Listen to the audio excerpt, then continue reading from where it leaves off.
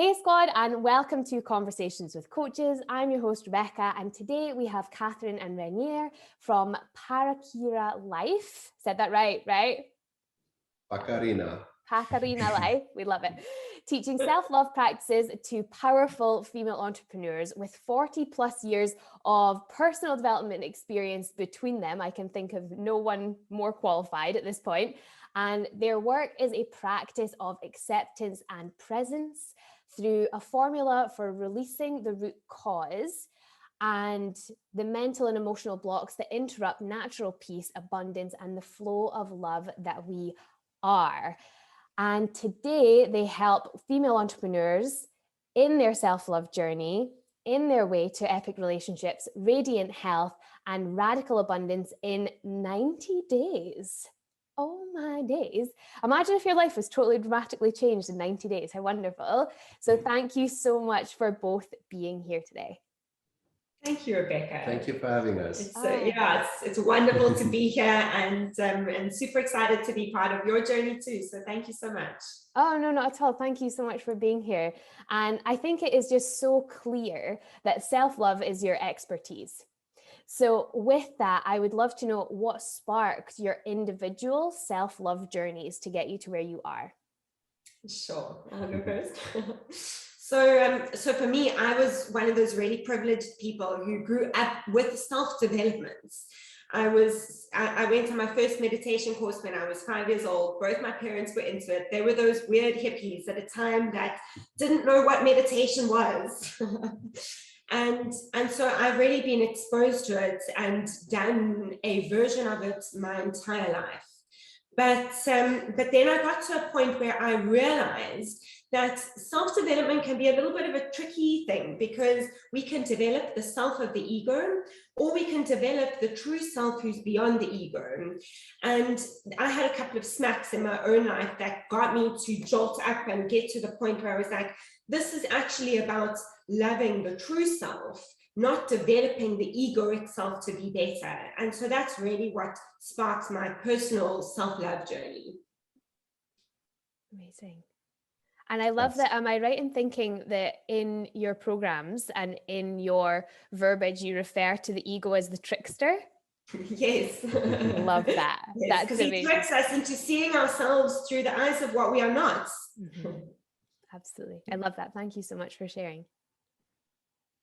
Yeah, so for me, it was a journey of actually since I was a little boy, looking at the anger and the sadness and the hurt around me. It was like in people's faces, and I had this desire to change people's faces, and I was like, I want to change it and make it happy and light. And as I grew older, patterns got to stand out so much more for me, and I knew that it was for me a journey of healing and letting go. So I obviously got stuck in those patterns of anger and sadness and hurt. And it got to a point where I was like, this is not why I'm here. This is not good enough for me. And as I started on my journey, it started with energy. Everything was just like, but I know this. And as I went along from my early 20s, it was just something that grew into really understanding this self, and not the ego self, but my heart, to have an open heart and an open mind, and to be in the flow of life. Whatever is happening on the outside is really what got me to that point. Like, what I had was not good enough. It needed to be something else. Yeah. That's incredible. I almost want to cry that this started as literally like, I just wanted to change people's faces and make them happy and smile. That's really powerful. How amazing. And I would love to know, because when we have such an impactful self-love journey, I think that there's always on the other side of that, there's life. So there's the internal world that we're all working on, then there's this external that comes in. And then when that external comes in terms of finances and business, I would love to know what your business journeys have looked like to get you to where you are with coaching now. Yeah, so that's a lovely little trick, that is getting being okay with the inside when the outside is not what we want it to be. And for me, that's been a really big part of my journey, because this self-development for me was all about making me better so that I I could write my own check at the end of the month. It was always because of something outside of myself. And I did that. I was an entrepreneur and I did lots of different things and was very successful in terms of the world. But I was not happy. I was not loving to myself. I was not loving to my environment. And so business for me now is really not business anymore. It's a process of rather valuing myself first and foremost, and letting the work that I do be an extension of that, rather than trying to get something outside of myself for business, for me to be okay on the inside. Yeah. So passionate. Can feel that. That's really beautiful. And I think it's a beautiful place that you can get to when you do feel like your business is an extension of self. It's not so much business anymore. This is just what I do. Yes. This is just me. That's really beautiful and amazing that you had different entrepreneurship journeys that led you to where you are now. That's quite incredible. Yes. Yeah, I've had many lives. And Renier, what did it look like for you? I guess on the one end, this is something that I had a desire for pretty much forever, as long as I have been doing this. And it has been like a 20-year journey of being in service and imagining having a partner that is on the same journey that I'm at, growing and developing and serving. That's been a desire for as long as I can remember. And yeah, relationships, that's one thing. Business, that's another thing. And being able to do the two of that together, there's really this space out of which, when I get to show up that is not loving, what she can do is look at me and say, like, is that loving to yourself? And I can look at it and I can be like, whoa, that was not. So doing relationship and business together is really super powerful, that we are able to support each other in whatever life presents. And it's all about self-love. It connects much more with women. We do have a whole lot of men that we are working with, but self-love, the language, connects a lot more with women. So for us to be able to be in the space where this is what our message is now, this is what we have been working on inside of ourselves for such a long time. It's magic being able to do this with someone and growing and expanding. We both love adventure. We both love what we are doing. We don't work for a living. We get to show up and love what we do every single day. And I think that just sounds so beautifully idyllic, doesn't it? That you can work with your partner, you can live your passion. And I think that actually a lot of the world needs to hear that you can have a really incredible relationship. You can have a really incredible passion or business, for an interchangeable term. And you're allowed to have all these things, because the core of it is, it's how much do you love yourself? That's amazing. You can only really have it when you do love yourself, because when you don't, it's really hard, really hard. Self-love gives you the grace to be able to make that happen. Mm-hmm. Absolutely. I 100% reflect on this so often. It's rarely something that I speak about, but here we are. You guys obviously get people to open up like a book, but I reflect on this so often because I know that in my own self-love journey, until I got to a certain point, there was no way I could have the partner that I have in my life now. There was just absolutely no way, because you have to get to a point where you're like, I love myself so much. There's overspill for you. It's not, I'm spinning all of my wheels, but you're so blessed that I'm giving you my love. It's a very different place to be. And I think it's so beautiful that you're both, not only are you the people that are saying this is possible for you, but you're actually living it. And that's something that I so value in coaches for myself and in people that I look to. So I'd be really interested to know, who are people that you maybe pick out as influential mentors for you? Yeah, that question is there's really, I've had so many individual mentors and big gurus and people close to me, people not so close to me, lots of people who have been very influential in my journey and very significant at different points. But by far, the greatest and most influential teacher in my life is Jesus. And it's not the Christian Jesus. It's the true teachings of Jesus that came to teach what love is. And really understanding that and how to strive for that, not in anything outside, but for myself, that has been my most influential teacher and is still my most influential teacher. Amazing. And through those teachings and through those learnings and through who you are, what would you say love is? Wow. Love is beyond that which can be taught.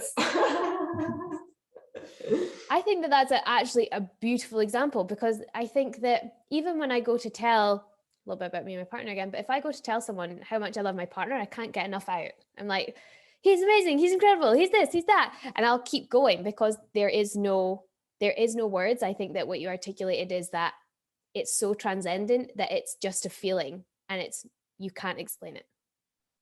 I would say it's a state of being.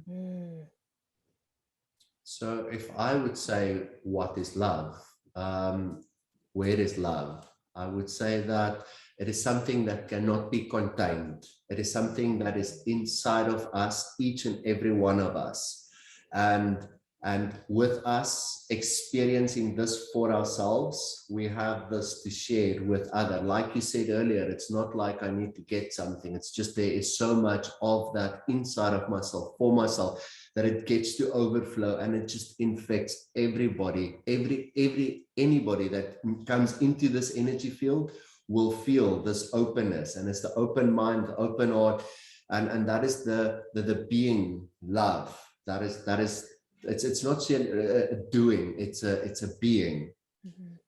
Yeah, that's amazing. And Renier, do you share Jesus as what you would deem your most influential mentor, or would you have a different answer for that? Yeah, so for me, I did not grow up with religion, not even close. I was the furthest away from it that you can imagine. So I did not know that. And what I came to understand at an early age was energy.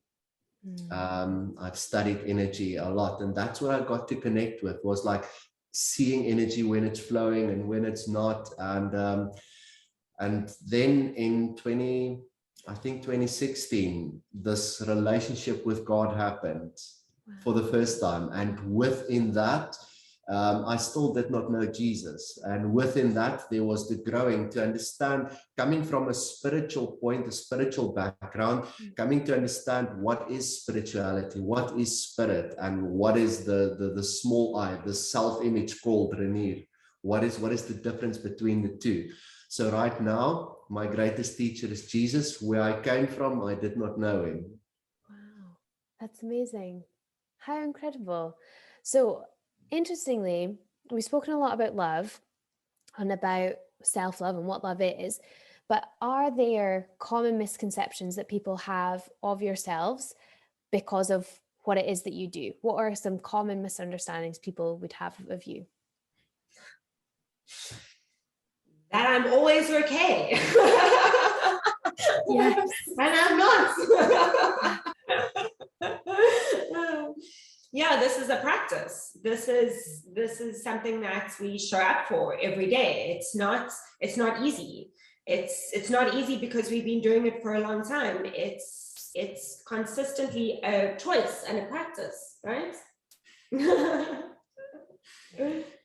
I think we can all share that as coaches. And Renier, I'd love to hear your...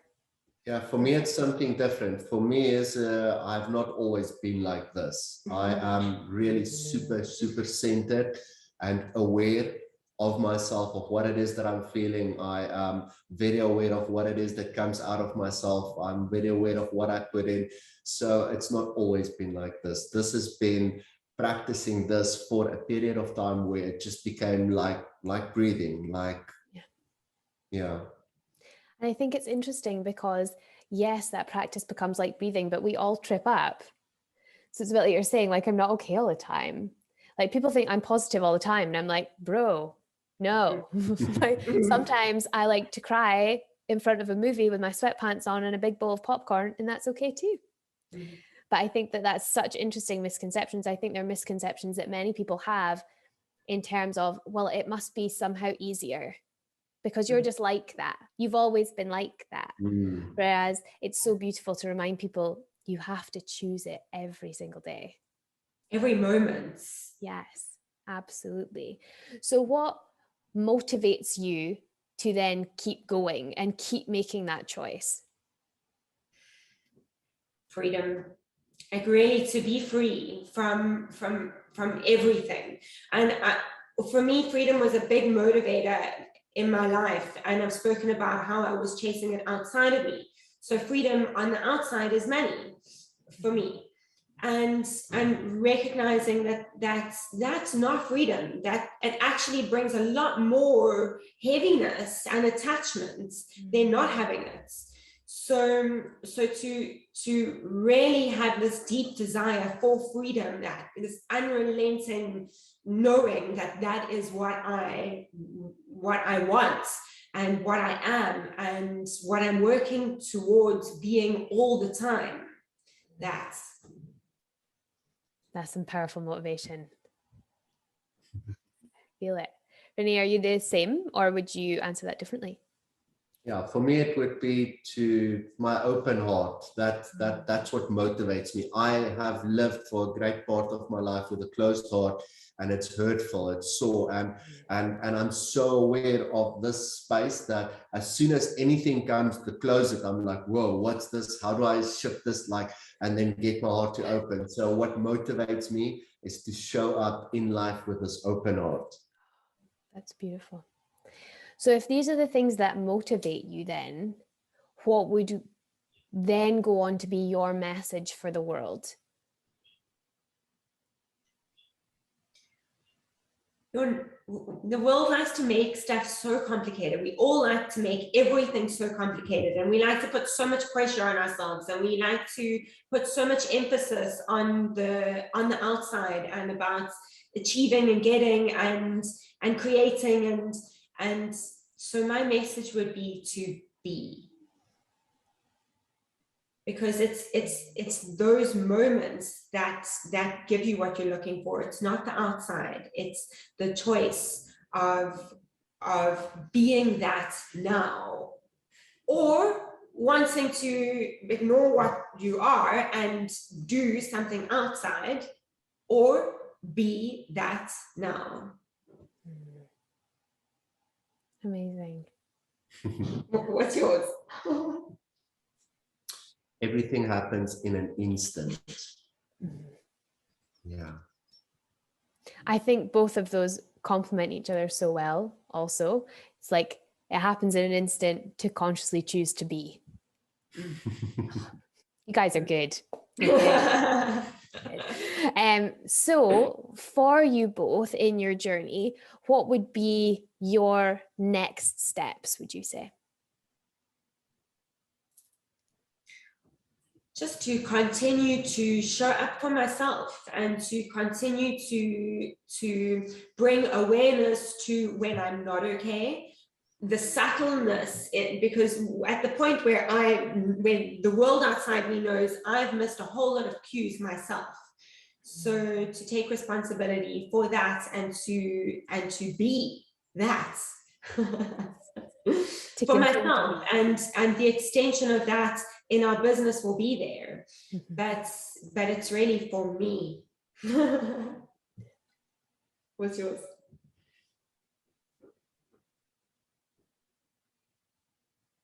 Yeah, I think there's really nothing to do. This is all about show up and be myself, and within that, it just overflows. It just infects.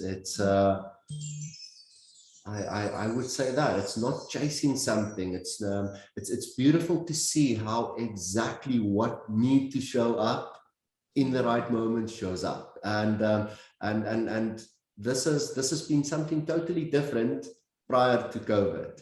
And as COVID happened, it was just like, okay, now it's shifted into that. And it became this whole international online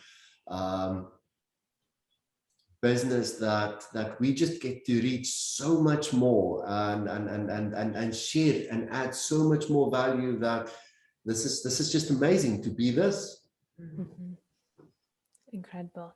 And I think that it's knowing that if you take the opportunity to be, if you take the opportunity or make the choice consistently to be and to show up for yourself, that opportunities then come.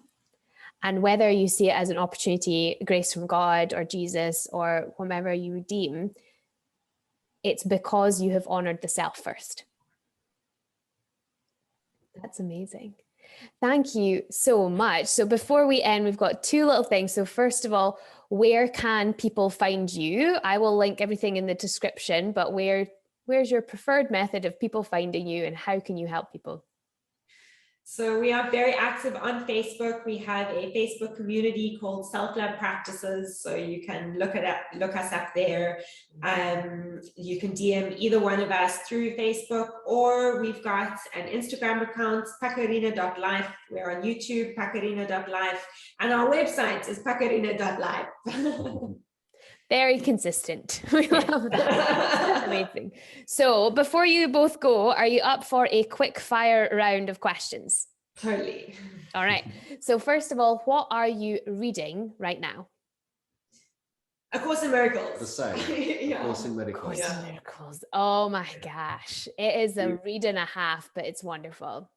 So that's the teachings of Jesus that we speak about, is really from A Course in Miracles, and that's the book that has changed everything for both of us, right? Yeah. Beautiful, beautiful. And you're both reading it at the same time. Is that something you consistently read, or is it something that you practice that every single day? It's a way of living. It's a lesson a day for a year, and thereafter we get to work through the workbook or the manual for teachers. It's just a way of life. Yeah, and it's a massive book. It's huge. It's massive, and and it's definitely not something that is like you read. You don't read it. No. It's huge. It will take you a really long time to get from cover to cover, but it's so much more than that. It's the practice. Which is really also what our work is about.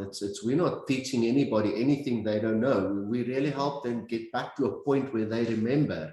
And that is what A Course in Miracles is. It's really the undoing of all of the layers that got us to have that space of, I don't remember, I don't know what to do, I must chase things in this world outside because I think that would make me happy, and I will find love outside, and that's all an illusion. And the truth is really that all of this is inside of ourselves, and how to experience this. This sounds beautiful, but how to experience this, that's really what we are sharing, is an experience. Amazing, amazing. And again, it's a testament to you practicing what you preach, is that you are bought into Course in Miracles for the 365 days. Incredible. So what does your morning routine look like right now? I get out of bed and I move myself into another room, and I spend time with myself for about an hour every morning. And that is different depending on what I need. Sometimes I do a really long breathwork session. Other times I do a little breathwork session. I do some journaling. I do some dancing. I do some painting. Whatever I need in that day to just give myself some time in the morning. And when I've done all of that, I also spend at least 10 minutes with God. So we do our lesson and we spend that time in communion. Beautiful. Yeah, so that's mine. What is yours? I'm not with you. I have a consistent exercise practice. I spend time with God, and I really get to practice silence in my mind. So for me, it's really about how much of nothingness can I experience where Renier is out of the way and it's just what needs to flow just happens. Yeah, beautiful. And I think that both of you are, again, practicing what you preach and saying, I spend time with myself. Yeah. Amazing. Amazing. And what affirmation or quote or passage maybe are you living by right now? First thing that comes into my mind is I place the future in the hands of God. Beautiful. And I can only give what I've got.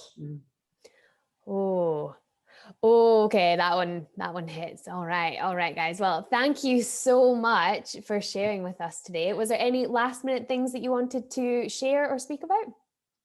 I just wanted to say thank you so much for having us. It was amazing to be here with you, and I loved your questions. It was really super cool. Yeah, I second that. I also really enjoyed this. Thank you, Rebecca.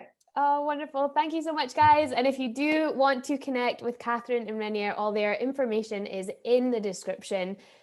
Do not miss checking them out. They have got so much online. It is so interesting and really, really grateful to have had you both here. Thank you.